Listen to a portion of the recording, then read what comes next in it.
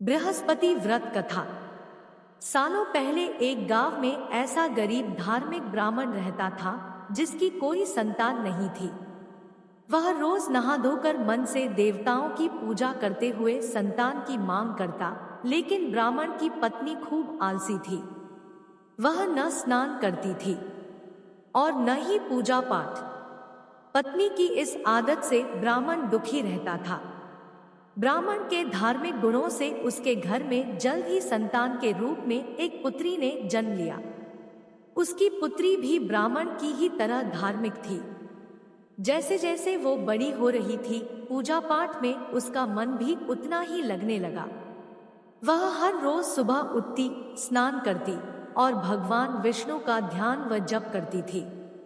इसी तरह वो बृहस्पतिवार का उपवास भी करने लगी। इससे ब्राह्मण के घर की गरीबी भी दूर होती गई।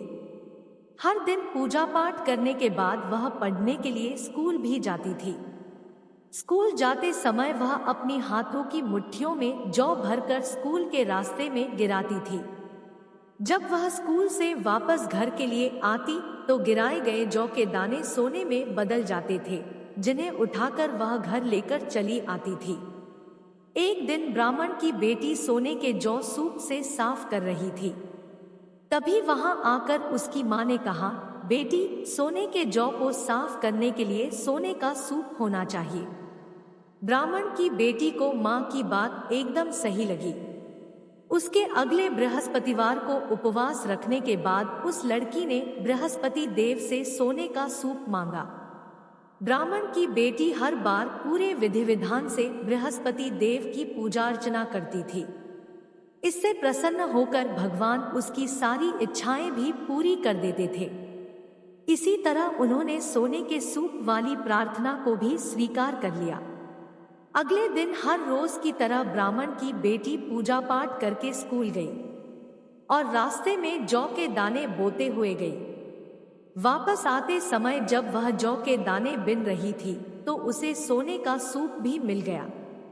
सोने का सूप लेकर वह घर आई, जिससे उसने सोने के जौ साफ किए। एक दिन इसी तरह ब्राह्मण की बेटी घर के बाहर बैठकर सोने के जौ को सोने के सूप से साफ कर रही थी। तभी उसके घर के सामने से एक राजकुमार गुजर रहा था। राजकुमार ब्राह्मण की बेटी को देखते ही उस पर मोहित हो गया। जब वह अपने महल पहुंचा तो ब्राह्मण की बेटी के मुंह में उसने खान पीना त्याग दिया। जब राजा को यह पता चला तो उन्होंने राजकुमार से इसका कारण पूछा। राजकुमार ने अपने दिल का सारा हाल राजा को बताया। अगले ही दिन राजा अपने मंत्री के साथ ब्राह्मण के घर गया और ब्राह्मण के सामने उसकी बेटी का विवाह अपने राजकुमार से करवाने का प्रस्ताव रखा। राजा का प्रस्ताव सुनकर ब्राह्मण काफी खुश हो गया। उसने तुरंत ही विवाह करने के लिए हाँ कर दी। कुछ ही दिनों में राजकुमार और ब्राह्मण की बेटी की शादी हो गई। इधर ब्राह्मण की बेटी शादी होने के बाद अपने ससुराल चली गई। उधर ब्राह्मण फिर से गरीब होने लगा। उसके बुरे दिन दोबारा वापस आ गए। एक दिन ब्राह्मण अपनी बेटी से मिलने के लिए उसके ससुराल गया। पिता की हालत देखकर उसने बहुत सारा धन देकर ब्राह्मण को विदा किया। बेटी का दिया हुआ धन कुछ ही दिनों में खत्म हो गया और ब्राह्मण गरीबी की वजह से परेशान हो गया। ब्राह्मण फिर से अपनी बेटी से मिलने के लिए महल गया और उसने बेटी को सारी समस्याएं बताई। अपने गरीब ब्राह्मण पिता की बात सुनकर उसकी बेटी ने कहा, पिताजी, कल आप माँ को लेकर मेरे पास आए। मैं उन्हें बृहस्पति देव के उपवास और पूजन की विधि बताऊंगी।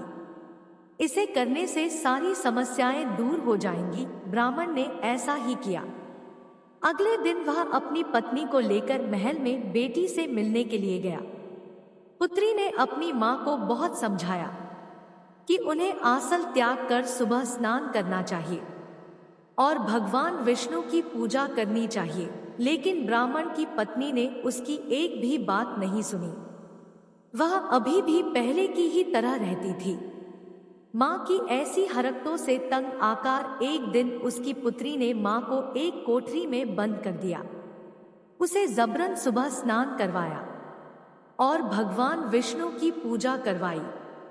इससे उसकी मां की बुद्धि में सुधार हो गया। अगले ही दिन से ब्राह्मण की पत्नी सुबह उठती, स्नान करती और भगवान विष्णु की पूजा करती। साथ ही बेटी के बताए अनुसार हर बृहस्पतिवार के दिन वह उपवास भी करने लगी।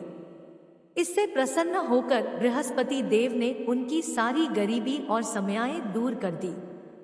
फिर वह एक सुखी और संपन्न जीवन जीने लगे। इस व्रत के प्रभाव से मृत्यु के बाद ब्राह्मण और उसकी पत्नी को स्वर्ग का द्वार भी मिला। कहानी से सीख: आलस्य करने से किसी भी तरह का काम नहीं बनता है। आलस्य को छोड़कर सुबह जल्दी उठकर पूजा पाठ की जाए तो मन भी शांत रहता है और मनोकामनाएं भी पूरी होती है। दोस्तों, अगर आप आगे भी ऐसी धार्मिक कहानी सुनना चाहते हैं तो इस वीडियो को लाइक करें और चैनल पर नए हो तो चैनल को सब्सक्राइब करें। हमारे साथ अंत तक बने रहने के लिए धन्यवाद।